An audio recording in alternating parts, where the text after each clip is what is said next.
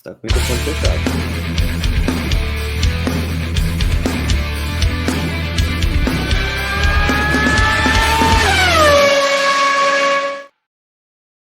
Saudações aos entusiastas do esporte a motor. Você está no quadro Corrida, a corrida do GP Total. Estamos na temporada 1985, se caminhando para sua reta final. Estamos no round 12, Grande Prêmio da Itália, no tradicionalíssimo autódromo de Monza. Prost e Alboreto vinham de uma luta muito franca pela pontuação, enquanto nomes como Ayrton Senna e Keke Rosberg brilhavam, porém sem conseguir os resultados que os dois tinham conseguido na tabela de pontos. Estava 56-53 para o Prost, e claro, toda a expectativa de um grande prêmio da Itália, com um piloto da Ferrari, um piloto da Itália, tentando um título mundial, coisa que não acontecia desde Alberto Ascari, bicampeão 52-53. E para a gente falar um pouco desse fim de semana, que foi decisivo para a temporada de 1985, vamos falar todos os detalhes dela com meu amigo Márcio Madeira. Boa noite, meu amigo. Vamos começar pelo fim de semana e, claro, toda a expectativa que girava em torno da Ferrari e de todo o potencial que ela tinha mostrado durante a temporada. Alboreto estava no seu auge, porém, esse fim de semana de Monza seria um momento chave, não só para o campeonato, mas para a própria carreira do Michele Alboreto. Olá, Lucas, pessoal de casa, uma satisfação sempre estar com vocês aqui. Na verdade, a diferença de pontos do Alboreto para o Prost naquele momento era justamente a diferença do GP da Holanda. Os 3 pontos que o Prost somou a mais do que o Alboreto na Holanda eram os 3 pontos na classificação de diferença entre os dois ali. Em tese, ele estava na briga, apesar de que o desempenho já vinha caindo, né? O desempenho forte, seguido às vezes segundo colocado, eventualmente primeiro ou terceiro, mas muitas vezes segundo colocado no início da temporada, com equipamento rápido, isso se perdeu. O desenvolvimento da Ferrari, assim como da Lotus também, não foi tão bom quanto o desenvolvimento da Williams, por exemplo, que cresceu muito ao longo do ano, da própria Toleman, que também evoluiu bastante ao longo do ano. Houve algumas equipes que foram... A Brabham, com certeza. Apesar de problemas de confiabilidade, também evoluiu. A Brabham talvez tenha sido a que evoluiu mais, né? Considerar como ela começou mal, sobretudo os pneus, o trabalho do Nelson desenvolvendo os pneus e ajustando o carro ali, um trabalho magnífico, né? Se tornou realmente um fator ao longo das últimas etapas. E a concorrência vai ficando muito forte. Nessa reta final da temporada, estava muito difícil vencer corrida de 85, sobretudo para quem não guiasse o carro da Williams. A Williams estava, a partir da Itália, se torna praticamente imbatível, exceto por quebras, que ainda acontecem na Itália, mas deixa de acontecer a partir da Bélgica. A partir da Bélgica, os carros da Williams param de quebrar. E aí realmente começa a somar muito pontos. São as últimas 4 provas do ano, o último 25% da temporada, no qual a Williams soma mais da metade dos pontos dela. Ela sobe muito rapidamente nas tabelas de pontuação nas últimas 4 etapas. Né? Só vão ser batidos uma vez, circunstância que a gente vai ver depois na Bélgica. Mas na Itália, realmente, assim, Itália, né? Você conhece bem, é teu sangue aí. O pessoal muito apaixonado. Então, tinha previsão rolando nos veículos de que uma vidente, né? Se não me engano, fez uma previsão de que o Alboreto ia vencer e tudo mais. Estava um clima assim de muito apaixonado e na verdade não correspondeu, né? Então, a partir desse momento, lembra muito a Renault de 83, porque a escalada era tão violenta que você, para acompanhar, você começa você chega um ponto que você não acompanha os adversários e começa a quebrar. Foi o que aconteceu com a Renault em 83. A escalada de potência da BMW na Brabham foi tão violenta com a questão do combustível, perfeitamente legal, tá, diga-se. Mas foi uma coisa tão violenta, e o próprio turbo também, da Rossat, que foi desenvolvido e também mudou muito, que a Renault começa a ter que trabalhar com pressões mais altas e a confiabilidade que ela tinha vai se perdendo pelo caminho. Não tem um cobertor curto, né? Não tem atalho. E a Ferrari ela não acompanhava e começou a não chegar também, porque você está liderando o campeonato inteiro. Na reta final você é ultrapassado. Você fala, bom, agora não adianta eu chegar em terceiro, não adianta, eu tenho que vencer. E a equipe adota uma postura mais arrojada no desenvolvimento do carro, na potência e tudo mais, e começa a não completar mais as provas, é o que acaba acontecendo. Cara. Então, entrega o campeonato de bandeja para o Prost. Né? Foi realmente uma tinha uma expectativa muito grande, porque a gente vai ver depois ao longo dos anos seguintes, sempre a torcida ferrarista em Monza, em Imola, mas torcendo por uma vitória esporádica, uma vitória ocasional. Ali não, ele estava torcendo por uma campanha de título, né? Então, era uma tensão muito grande, e como não correspondeu, e na verdade se perdeu de vez a confiabilidade até o final da temporada, então realmente foi um momento de decisão. Para o campeonato já estava a tendência muito forte, o viés de alta do Prost muito grande, o viés de baixo do Arboreto, mas a partir dessa prova realmente basicamente fecha a fatura. Né? Eu gosto muito, eu vou colocar mais uma vez no detalhe, né, em destaque aqui, esse carro, porque é um carro que eu gosto muito. A Ferrari 156 de 85 é um carro que eu gosto muito, é um carro que ela solucionava problemas conceituais da 126 C4, que é um carro muito bonito também, mas que era um carro problemático lá em 84. Ele já vinha com um conceito, aquele conceito flecha, vindo da Brabham, que já estava datado em relação ao coke bottom, né, que é você ter a traseira esguia. Eles também fizeram um motor V6 muito mais convencional, com os turbos para fora e a admissão para dentro. Tá? Lembrando que quando eles lançaram esse motor V6 turbo a 120 graus, os turbos ficavam para dentro e a admissão para fora. Eles inverteram, fizeram um esquema mais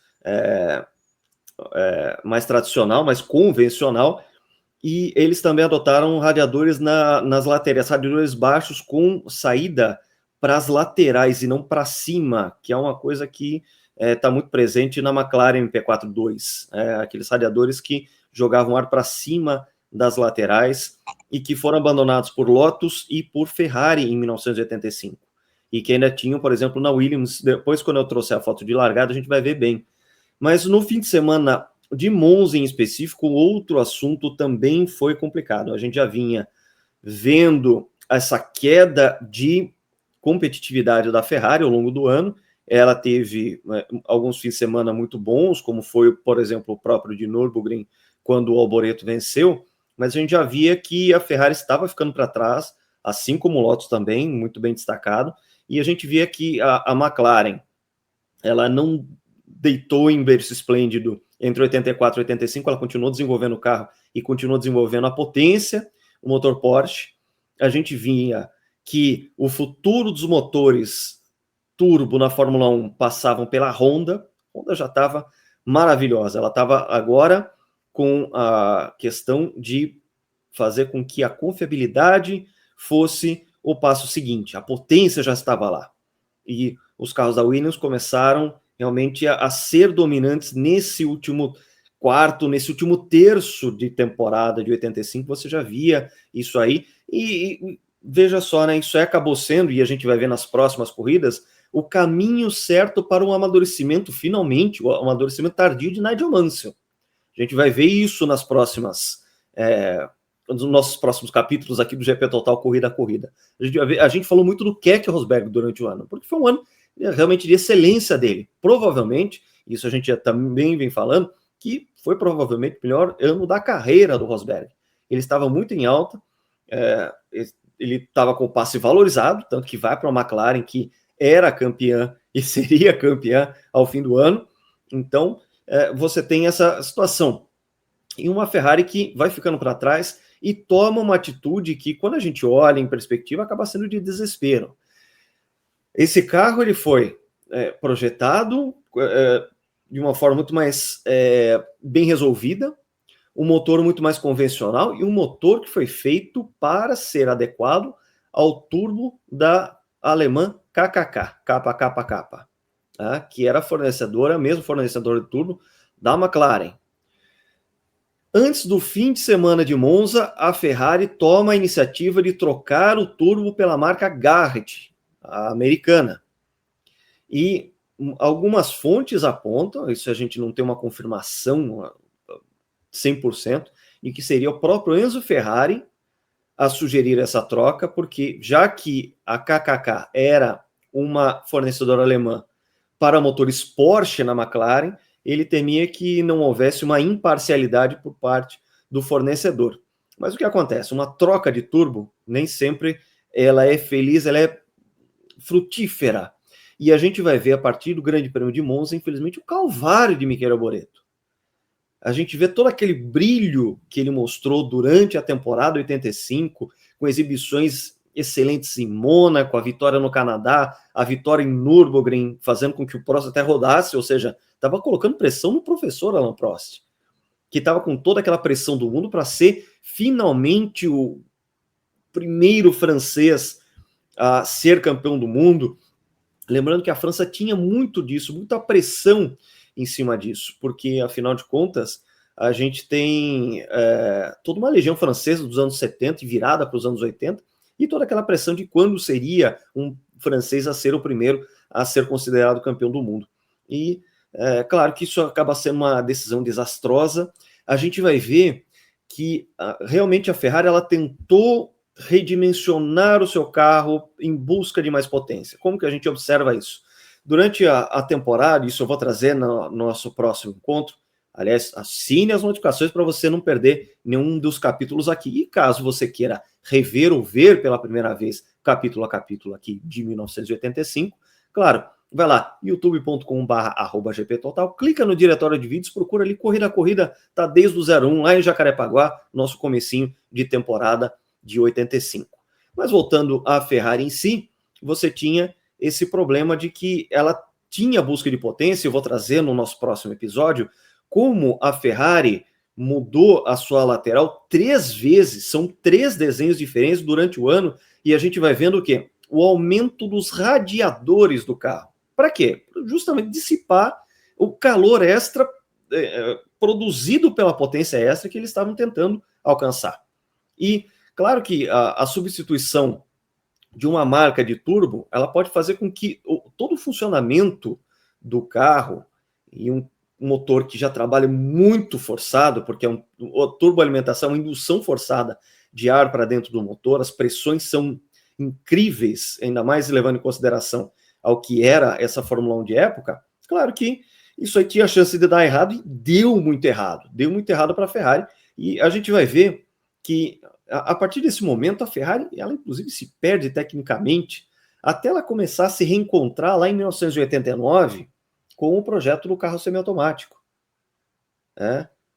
Brilhantemente concebido pelo John Barnes, testado pelo Gordon Kimball e um piloto brasileiro, Roberto Pupo Moreno, que até hoje tem o primeiro volante do semiautomático do mundo, o primeiro com borboletas atrás, funcionando ali com o atuador hidráulico mudando as marchas de um carro. Então, todo esse desenvolvimento tecnológico da Ferrari sofre um abalo muito grande e Monza acaba sendo o grande ponto de virada para isso aí e acaba sendo, claro, um ponto decisivo para que a temporada de 1985 tivesse um desfecho. A gente já vinha, e isso aqui a gente vem falando já dessa série, uma temporada muito interessante, porque a gente teve personagens com bastante destaque no Hélio de Angelis, no Alboreto, o próprio Johansson, alguns brilhos ocasionais, a vitória sensacional do Nelson Piquet, Keke Rosberg no seu melhor ano na Fórmula 1, Ayrton Senna se formando como um top driver e que fez o que fez lá em Portugal e vinha aos poucos mudando a sua maneira de encarar a corrida e de ler, fazer a leitura das provas, e também tendo que engolir sapos com uma Lotus que ainda não tinha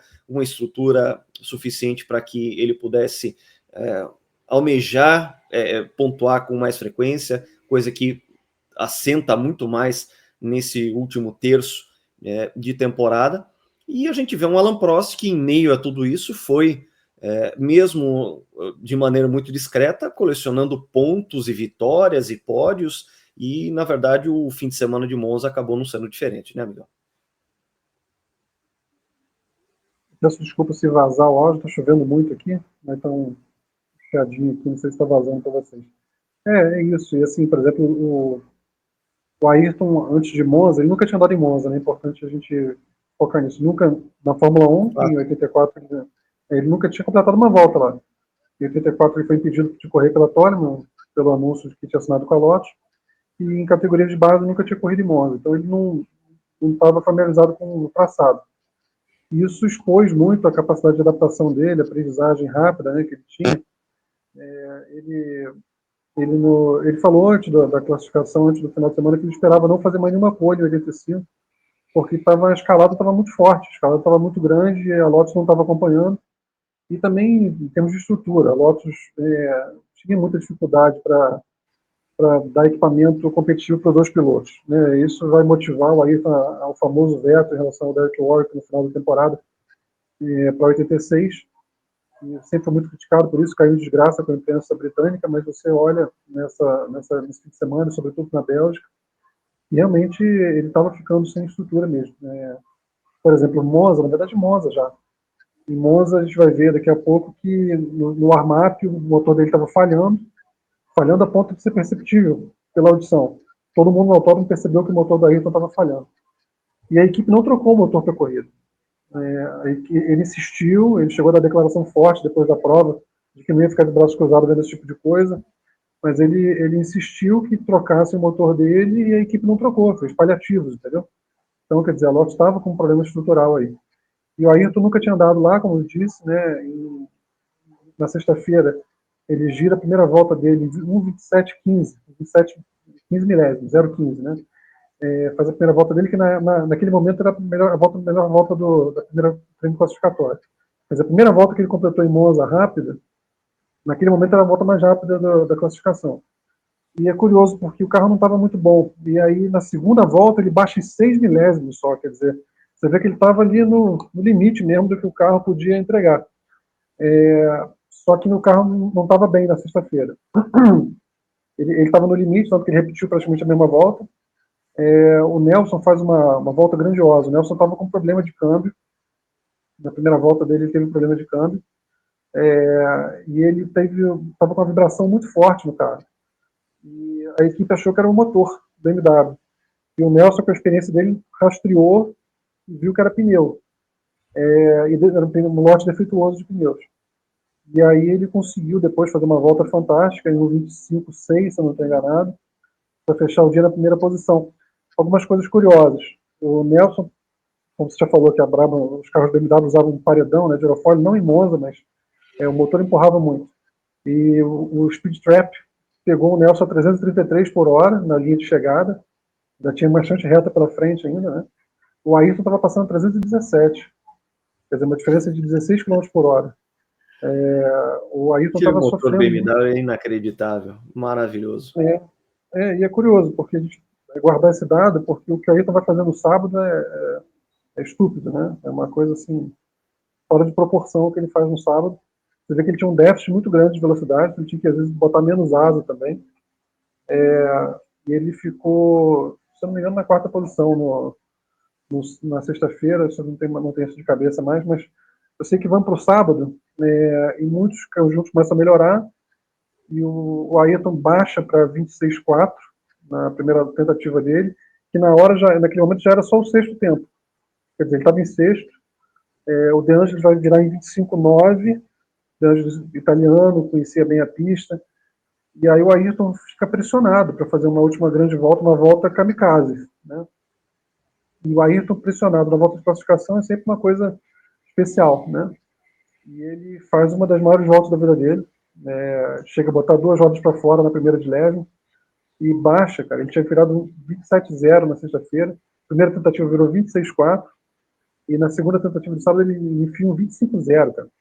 Ele baixa um segundo e 4 o tempo dele, uma volta assim, daquelas com a assinatura de Ayrton Senna em classificação, né? Nesse período, sobretudo, que extraía toda a velocidade dele, dava a plataforma para ele poder ir ao limite, assim, uma volta assim, absurda. Uma volta tão absurda, de fato, que o Gran Turismo 6, né? A franquia Gran Turismo, o Gran Turismo 6, ele reproduziu esse desafio, reproduziu 2 voltas do Ayrton Senna. Esse jogo faz uma homenagem ao Ayrton Senna, né? Pequena, mas faz. E aí reproduziu alguns desafios. Dois desses desafios são reproduzir a volta dele em Monza, com o carro de 85, e em Brand 7 também, que é outra pole fantástica que ele vai fazer também mais pra frente, que a gente vai ver. Então o Nelson andou muito bem, o Ayrton também, só que como a gente falou, no warm-up de domingo, o motor do Ayrton estava falhando muito. Isso era uma coisa notória, nítida. E eles não trocaram o motor dele. Agora você imagina, o piloto está na pole, em Monza, e a equipe não troca o motor que está defeituoso, o motor que está com problema. Então é um negócio inacreditável. Então a gente tem que levar isso em consideração quando lembra o veto ao Warwick. É claro que uma situação chata, é claro que o Ayrton também não tinha medo de concorrer com o Warwick dentro da equipe, a gente tem que ser honesto, né? Mas esse tipo de situação, você fazer uma pole como essa, em que você se arriscou, e aí você vai para a corrida no dia seguinte, o motor não está bom, e te bota para correr com esse motor assim mesmo, sabendo que o motor não está bom, que, por exemplo, na largada, ele tinha Keck Rosberg ao lado, e na drag race do grid até a primeira chicane, o Ayrton largou tão bem quanto o Keck. Só que com o motor falhando, o Keck chegou antes, né, da chicane. Chegou antes, logo depois o Mansell passa também, e o Ayrton nem luta, ele não luta. O Ayrton disputa, né, da primeira chicane, tenta de qualquer maneira se agarrar à primeira posição, chega a botar a roda para fora, né, e aí o Mansell passa. Daqui a pouco vem o Prost para passar, ele não luta, porque ele estava sem condição. É isso aí, ó. Na drag race deles dois para a primeira chicane, o Keck venceu na potência do motor. O Ayrton largou bem, não largou mal, não.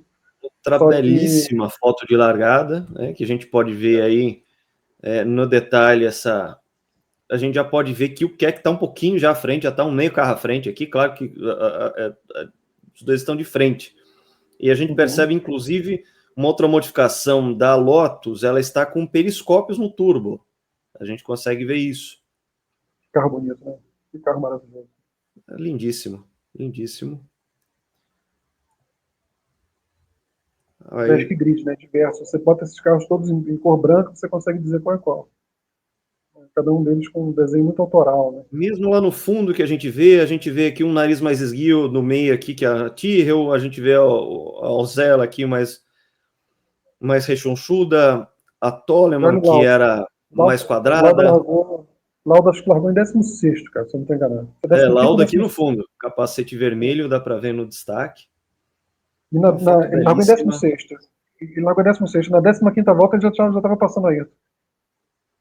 Mas eu tenho aqui uma outra foto da largada que mostra justamente essa questão do Keck já estar à frente do Ayrton, que é essa aqui, em que ele já mergulha à frente e já vai ter o Mansell no encalço. O certo aí, claro, falar de sofá é muito fácil, mas o certo aí era o Ayrton ter aceitado isso, mas ele era contra a natureza dele, né? Então ele acaba forçando demais uma defesa impossível e acaba ficando frágil em relação ao Mansell que vinha atrás também com as Williams, como eu falei, estavam muito fortes nessa altura já. Então o Mansell acaba passando, só que ele vai abandonar, se não me engano, na terceira volta. Depois o Prost passa o Ayrton também, sem resistência. O Nelson vai passar também, quer dizer, o próprio Lauda alcança o Ayrton e passa na 15ª volta. Só que o Nelson, ele começa muito forte e ele vai ter bolhas nos pneus dianteiros. Ele vai para os boxes com 12 voltas, se eu não estou enganado. Ele para bem cedo, porque estava com bolha no pneu dele. O Ayrton largou com o pneu duro, o Ayrton não vai parar. Ele vai fazer a corrida inteira sem parar. Só que uma corrida num ritmo muito lento. O Ayrton estava realmente com muito problema e fez uma corrida totalmente fora de suas características e foi graças às quebras que foram acontecendo à frente que ele foi conseguindo. Ele girou de forma muito constante. Você olha a folha de tempos dele, muito constante, estava no que ele podia fazer. Tanto que o Hélio chega a passar ele em algum momento, depois ele passa o Hélio de volta. Mas o carro estava doente, era um carro que estava não tinha desempenho. Ele vai ficando em 5 cilindros boa parte do tempo. Então, estava com muito problema ali e fez a corrida possível. O Nelson caiu para 12º com a troca de pneus e veio um ritmo muito forte e vai passar o Ayrton. É engraçado que foi a primeira disputa, assim, teve disputa na França, mas a primeira disputa por posição mais intensa um pouco foi do Ayrton com o Nelson, e o Ayrton estava com o espelho retrovisor sujo. E ele não estava vendo bem atrás, então foi uma disputa que teve um pouquinho de ocorrência ali, mas a relação entre os dois ainda era muito mais amistosa nessa época, ainda que ficaria no futuro. Quando chega no primeiro pódio, que o Ayrton e o Nelson dividiram na carreira, e tanto um quanto o outro pediram desculpas, conversaram, pediram desculpas. pelos sustos que se deram na pista ali, não foi intencional, né? Nesse momento eles já tinham esse tipo de cuidado, de pedir desculpa um ao outro, assim, trocaram esse pedido depois. Em essência foi isso, quer dizer, foi uma corrida que o Keck deveria ter vencido, ele andou muito, mas a Williams ainda quebrada nessa altura, vai parar de quebrar a partir da corrida seguinte. Depois, mesma coisa do Ayrton, faz a corrida possível dele, uma corrida sólida do Prost, estaria muito tranquilo para chegar em segundo, acabou levando o carro até o fim, uma vitória que foi muito importante para a campanha dele para o título. Né?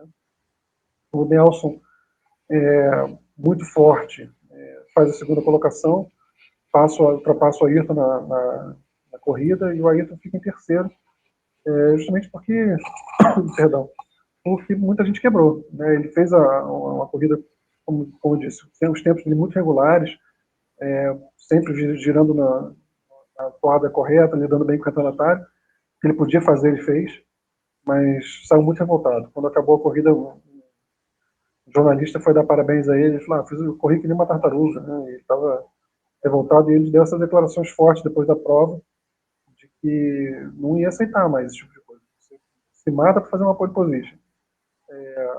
De forma que todo mundo no autódromo percebeu pelo barulho que o motor não tava ok. E a equipe não trocar o motor, ele insistiu muito para que fosse trocado. E não trocaram. Então, foi para ele uma corrida muito frustrante. De novo, ele chegou ao pódio, né? Ele, depois daquela sequência enorme de abandonos, das 9 primeiras corridas, abandonar 8, ele vai fazer uma sequência de 5 corridas que ele completa sempre no pódio, e nessas corridas ele pontua. Com detalhe que ele chegou meio segundo à frente do Mark Surer, que quase tomou o pódio dele. E é curioso, porque como o Nelson, para Monza, Nelson foi anunciado na Williams, né, para o ano seguinte, formando a dupla com o Nigel Mansell, que é, enfim, aquela dupla emblemática que os dois fizeram em 86 e 87. E o tratamento da Brabham começa a mudar em relação ao Nelson a partir daí. O Nelson ainda consegue andar muito bem em Monza, vai andar bem em Brands Hatch também, mas no final da temporada você começa a ver o Surrey andando muito bem e o Nelson caindo um pouco de desempenho. Isso naturalmente tem a ver com o tratamento dado pela equipe também, porque o Bernie, até o último momento, Bernie Eccleston, ele acreditou que o Nelson não ia ter opção. O Nelson estava no momento da carreira que ele queria ganhar mais. O Bernie nunca foi um cara de pagar altos salários, né?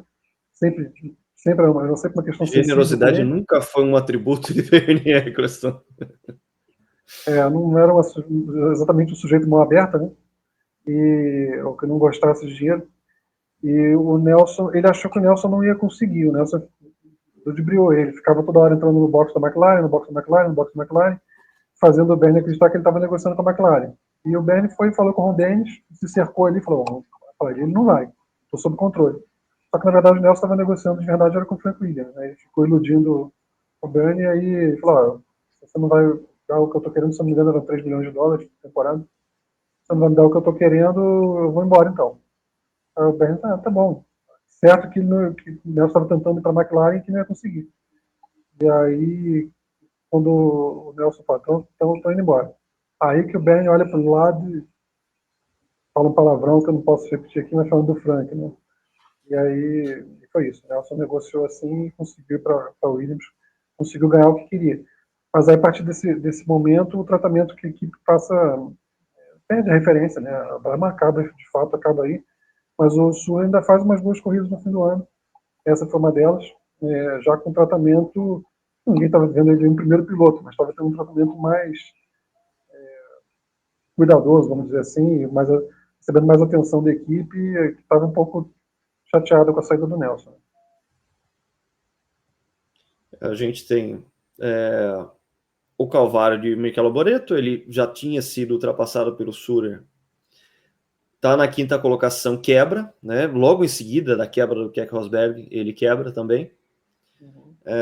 Falha de turbo, o motor não aguenta o novo turbo, e você tem uma situação em que o Prost abre um caminhão de vantagem a partir daquilo, fica 65 a 53, sendo que os outros pilotos não tinham chance de chegar.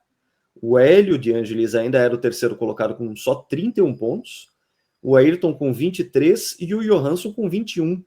Né? Lembrando que o Johansson ainda faz 2 pontinhos, ele chega em quinto com a Ferrari. E o sexto, o Hélio De Angelis. E pelo De Angelis a gente vê, né, ele chega uma volta atrás, que realmente a Lotus já não tinha mais ritmo, ela estava também num desenvolvimento durante a temporada que não estava pegando McLaren, não estava pegando principalmente Williams. Também já era um carro que... O Ayrton já estava carregando o carro nas costas nessa altura. Ele o que a gente viu, mudou, por né, exemplo, no Canadá, que Lotus e Ferrari andaram muito bem ali, a gente está falando de...